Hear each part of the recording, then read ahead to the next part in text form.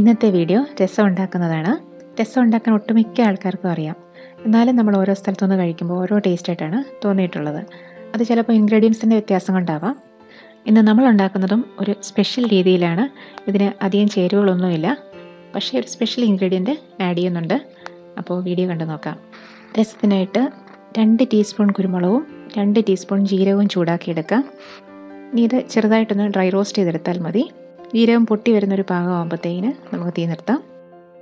ഇനി ഇതിൻ്റെ കൂടെ വലിപ്പത്തിനനുസരിച്ച് 10-12 വെളുത്തുള്ളിയുടെ ചേർത്ത് ഒരു കല്ലിലൊന്ന് ഇടിച്ചെടുക്കാം.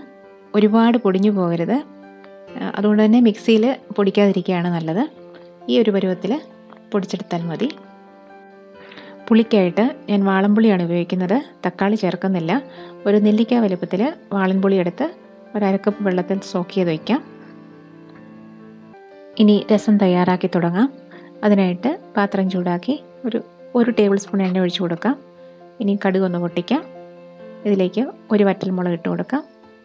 കറിവേപ്പില ചേർത്ത് കൊടുക്കാം. ഇനി ഇതിലേക്ക് ഇടിച്ചു വെച്ചിരിക്കുന്ന ആ കൂട്ടിട്ട് കൊടുക്കാം. ഇനി നന്നായിട്ട് ഇളക്കി വെളുത്തുള്ളിയുടെയൊക്കെ പച്ചമണം മാറണം, അതുവരെ ഇളക്കി കൊടുക്കുക. ഇനി ഇതിലേക്ക് 1/4 ടീസ്പൂൺ മഞ്ഞൾപ്പൊടി ചേർത്ത് കൊടുക്കാം. ഇനി ഇതിലേക്ക് 1 ടീസ്പൂൺ മുളക് പൊടി ചേർത്ത് കൊടുക്കാം.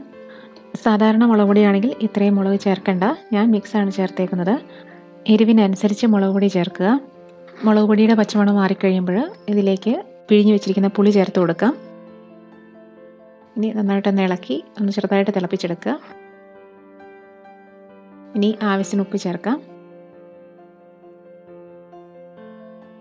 എണ്ണയൊന്ന് തെളിഞ്ഞ് കഴിയുമ്പോൾ ഇതിലേക്ക് 2 കപ്പ് വെള്ളം ചേർത്ത് കൊടുക്കാം. എന്നിട്ട് നന്നായിട്ട് തിളപ്പിക്കുക.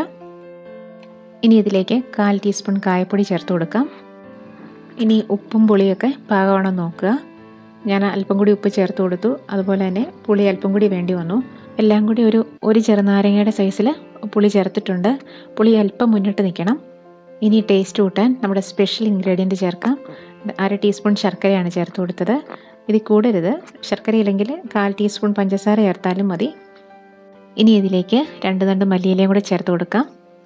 ഈ മല്ലിയിലയുടെ മണവും അതുപോലെ ആ ശർക്കരയുടെ ചെറിയൊരു മധുരവും എല്ലാം ഇടാകുമ്പം ഈ രസത്തിന് നല്ലൊരു ടേസ്റ്റാണ്. ഇനി ഇത് നമുക്ക് വേറൊരു പാത്രത്തിലേക്ക് പകരാം. വീഡിയോ ഇഷ്ടപ്പെട്ടിട്ടുണ്ടെങ്കിൽ ഒന്ന് ഷെയർ ചെയ്യാനും അതുപോലെ സബ്സ്ക്രൈബ് ചെയ്യാനും മറക്കരുത്. പുതിയ റെസിപ്പീസുമായിട്ട് വീണ്ടും കാണാം. ബായ്.